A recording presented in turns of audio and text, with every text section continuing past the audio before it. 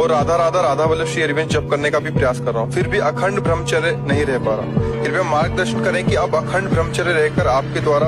अखंड ब्रह्मचर्य बहुत कठिन बात है, उसके लिए निरंतर सानिध्य चाहिए प्रकट। खान पान संयम आसन प्राणायाम व्यायाम।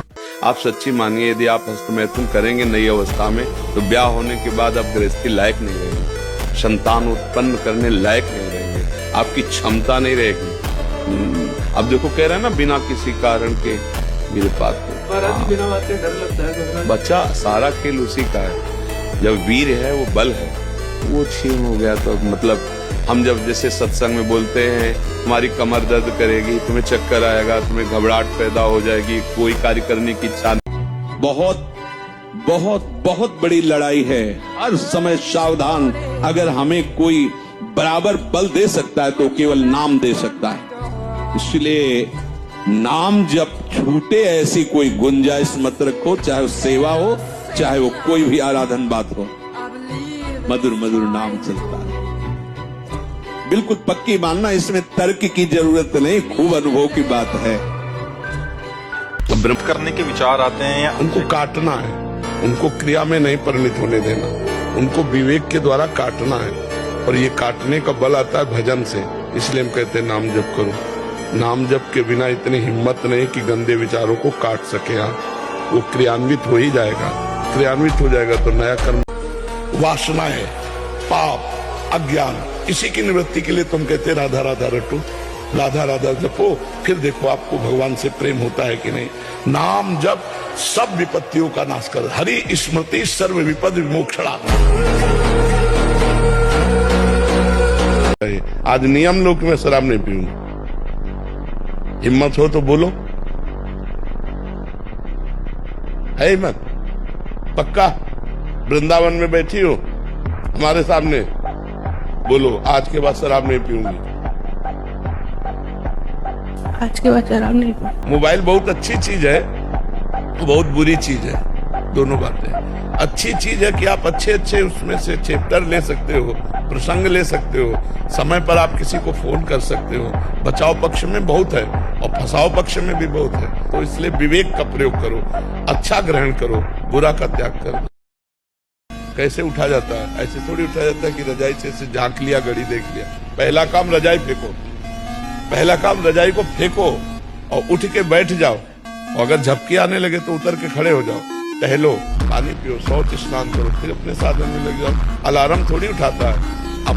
और हम कह रहे हैं कि आप संकल्प करके लेटो कि मैं 3:30 बजे उठूं, तो आप देखोगे आपकी आंख खुलेगी और घड़ी में देखोगे 3:30 बजे। गुरुदेव, मैं अपनी हस्तमैथुन की क्रिया को नहीं छोड़ पा रहा, दिन में कई बार हो जाता है, पूरा शरीर कंपन करता है। यार ऐसा बहुत गलत है यार, कैसे हम समझाएं? दिन में कई बार करोगे, जानते हो, एक मन 40 किलो अन्न, पूरा भोज्य पदार्थ पेय सहित, तब वो एक संतान उत्पन्न करने की योग्य वीर बनता है। आप उसे हस्तमैथुन के द्वारा दिन में कई बार निकाले तो मरोगे नहीं, और क्या होगा? पूरा शरीर कंपन जैसे रोग शिकार। अभी शरीर कंपन, दिमाग डिप्रेशन, कमर में दर्द, टांगों में दर्द, कुछ अच्छा न लगना, भोजन न अच्छा, किसी काम में रुचि न होना, ये सब लक्षण शुरू हो जाएंगे। उत्साह संपन्न होने के लिए ब्रह्मचर्य की आवश्यकता है। यार ऐसा न करो। कई बार दिन में करते हो? 5-6।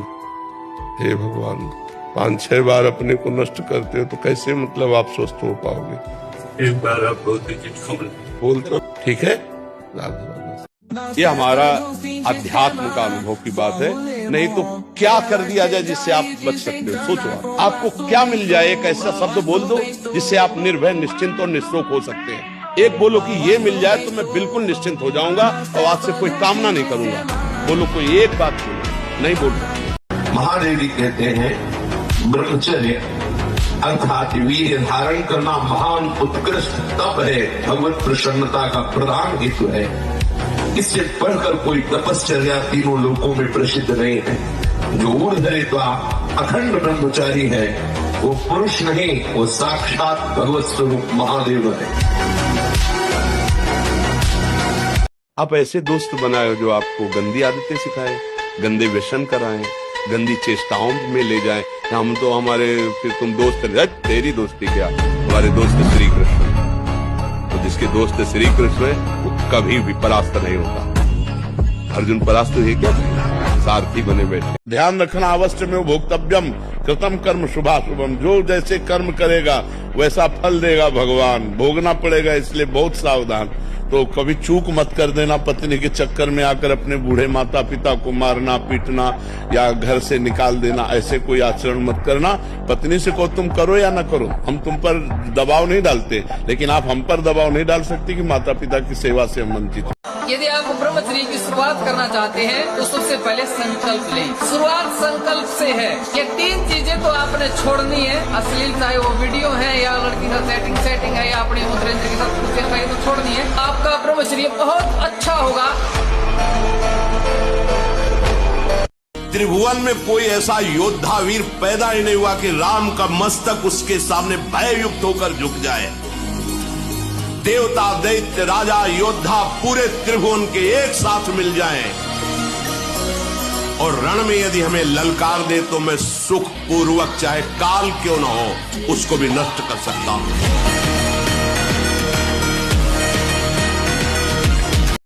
स्टेप बाय स्टेप चलना चाहती हो तो पहले भोजन सुधारो।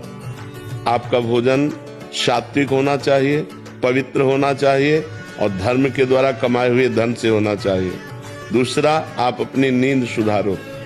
नींद में 6 घंटे सोने को होने चाहिए। सूर्य भगवान उदय हुए और जो सैया में सो रहा है उसकी आयु श्री कीर्ति बुद्धि सब नष्ट हो जाती है। और जबान सुधारो, हर समय नाम जप करो, मौन का आश्रय लो। अगर उत्तर देना है तो उचित शब्दों का उत्तर दो, व्यर्थ की वार्ता न करो। अगर अभी तुम निश्चय कर लो मैं मरा, अब तुमको कोई नहीं मार सकता, सब भयभीत हो जाएंगे तुमसे।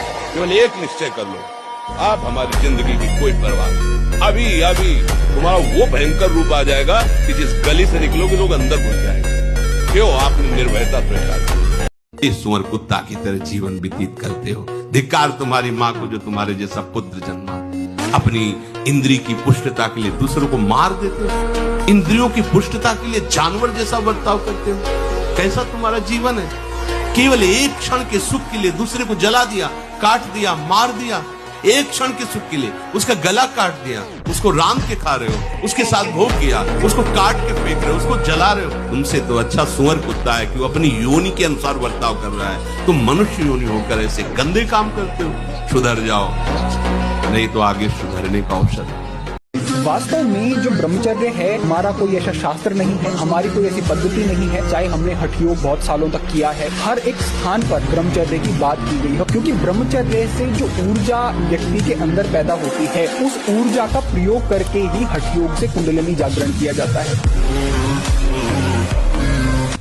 मन का गंदी बात आ जाना कोई बात नहीं, लेकिन मन के अनुसार क्रिया हो जाना ये बड़ी बात हो गई। अब उसका दंड मिलेगा। तो मन में स्फुरण हुआ, हम उसको दबा सकते हैं, उसको मिटा सकते हैं। हम उसके अनुसार ना करें, हमें इतना पावर है। ऊपर से तो चाहते हैं कि ना करें, लेकिन अंदर से लगता है सुख मिलेगा, इसलिए हम कर बैठते हैं। अभी हम कहते हैं हम तो चाहते थे कि ना करें, पता नहीं कौन सा दिमाग हुआ कि हम कर दिया। सुख बुद्धि मन के अनुसार जो वासनाएं स्फुरित होती हैं उनसे हमारी कोई हानि नहीं होनी है उनके अनुसार क्रिया कर देने पर। तो क्रिया को तो रोकना होगा। जिंदा भुनोगे क्योंकि जिंदा भून के खाया है। जैसे तुमने काटा है ना, ऐसे फटोगे रोड में, चिथड़े उड़ जाएंगे। काल कभी नहीं बख्शेगा। प्रार्थना मान लो तो मान लो, नहीं परिणाम आगे चल के देख लेना। इसी जन्म में तुम्हें समझ में आ जाएगा, इसी जन्म में अंतिम श्रेणी तक समझ में आ जाएगा।